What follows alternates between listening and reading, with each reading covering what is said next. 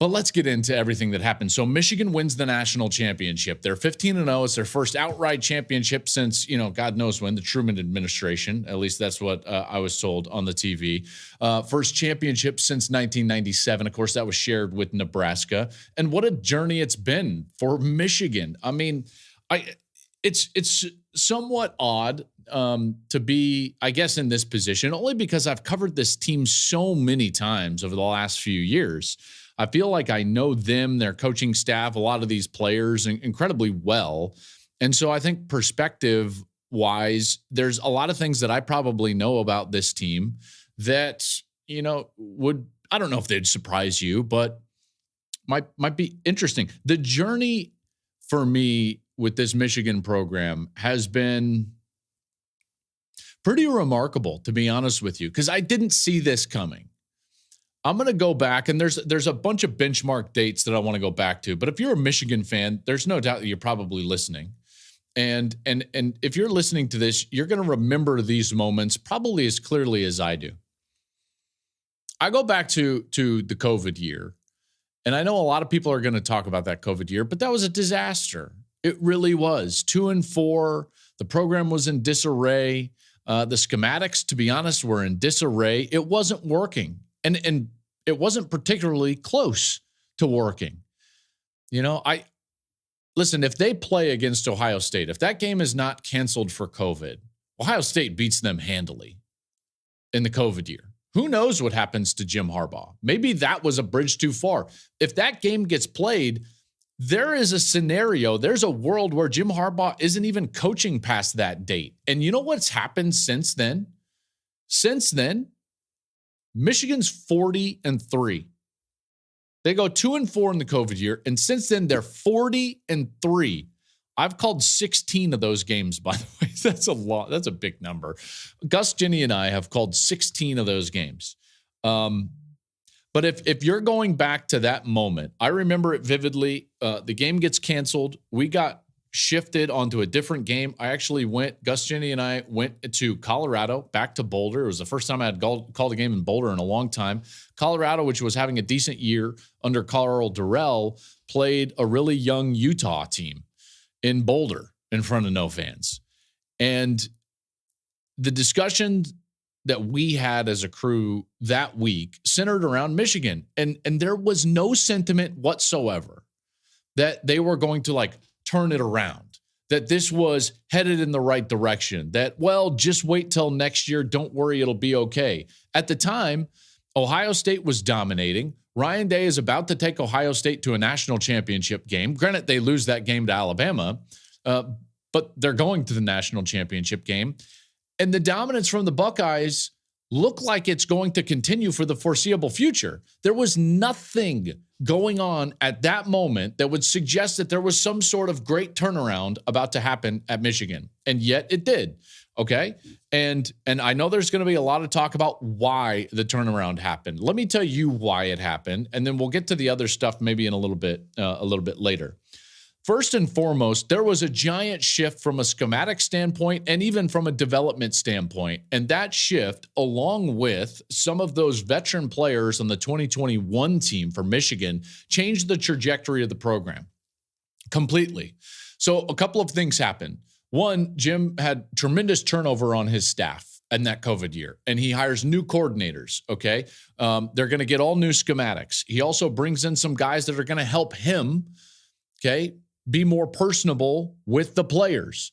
I can just tell you firsthand, dealing with Jim Harbaugh and Michigan as a program, quite frankly, from our standpoint as a broadcaster, was far more difficult pre-COVID than it has been since COVID. Something totally changed. Now, I don't know if Jim would admit that, but he's been a different person in the last 3 seasons. In those 16 meetings that we've had in production meetings, he's been far more jovial, open, personable.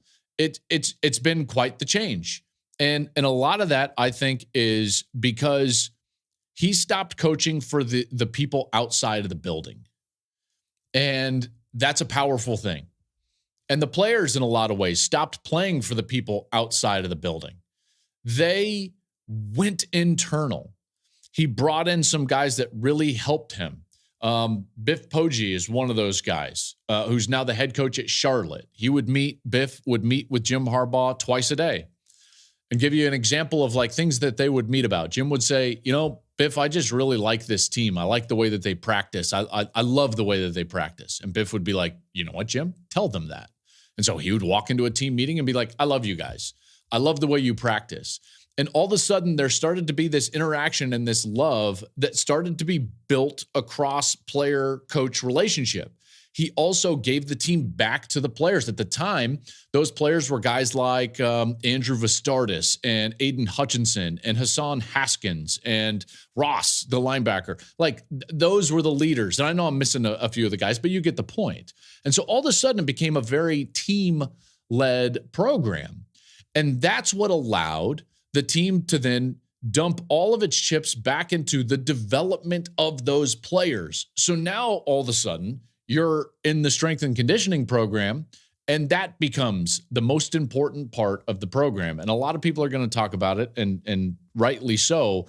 This team develops as good or better than anybody in the country. And now, you know what? It's not even as good or better. They've won the national championship with only 2 5-star players on their roster. They develop better than anybody, period. I've got some stats later in terms of like how they've recruited and what their makeup is and why that's, I think, so important for fans across the country. If you're not a Michigan fan, trust me, this podcast is also for you, because what happened last night on Monday night provides a lot of hope for a lot of fans all over the country.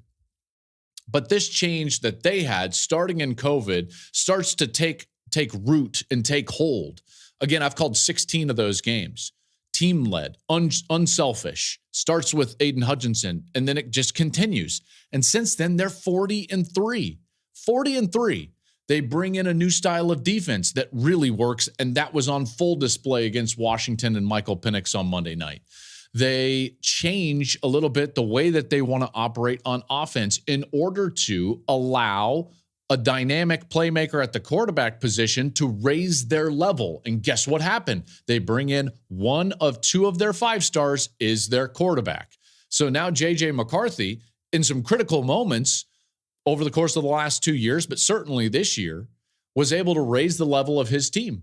Whether it's a big completion like he had on touchdown drive to Colson Loveland on Monday night, or it's a scramble that changes field position, like when they were backed up inside the 10-yard line. Some throws in the fourth quarter against Alabama on a drive that they had to have down 7, in which they go down and drive and score and win. That's an element that they didn't have prior to COVID. Okay, so those were the 2 changes. This pro-style defense that he goes to his brother for, and they instituted and do a great job with it. They develop players. It's team-led. It's unselfish. All of what you see came to a great culmination for them on Monday night. And those players, Blake Corum, leading the charge. They came back for this. They wanted to do this. They wanted to put a stamp on their legacies at the University of Michigan, and they have done that through winning a national championship. But I would just remind everybody, this was, in a lot of ways, totally inconceivable in, what is this, January of 21. If you're looking at January 8th, 2021, I can't remember exactly if Ohio State and Alabama had played. That's why I'm sitting here thinking about that. But, we're either waiting for a national championship between those two, or that's just happened. And Devontae Smith is going off, and that Bama team. And it's like, is anybody going to stop like the Bama, Georgia, Clemson roll?